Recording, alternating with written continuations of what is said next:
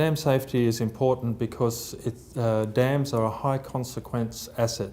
If they fail, it usually results in significant consequence downstream with potential loss of life, potential impact to downstream infrastructure.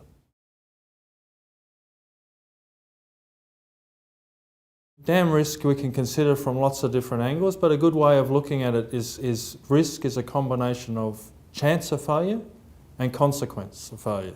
So we usually do this in a risk assessment framework where we consider the consequence of the dam failure, which is usually entails a dam break study, looking at the consequence downstream of that dam break study.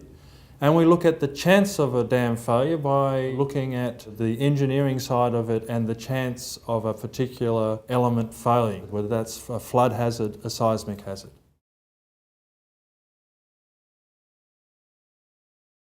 Intura has developed a methodology to look at portfolio risk assessment for a number of our clients. By combining the consequence and the chance of failure, we get an overall risk profile of each individual dam. Depending on the risk profile of each individual dam, we can prioritise then the activities associated with that dam. Whether it's the capital works associated with upgrading and improving the dam safety, or whether it's the routine operational side in terms of the frequency of inspections, the frequency and the type of instrumentation that's put into the dams.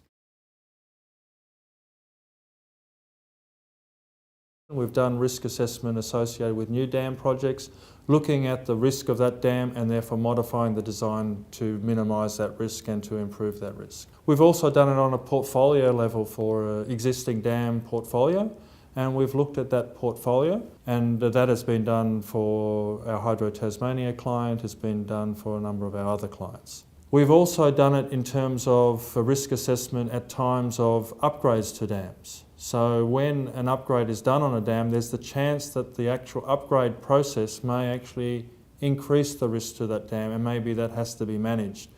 And we've managed that in terms of reducing storage levels maybe during the upgrade period, introducing a dam safety emergency plan with a special monitoring during that upgrade period, just to try and reduce the risk of that dam.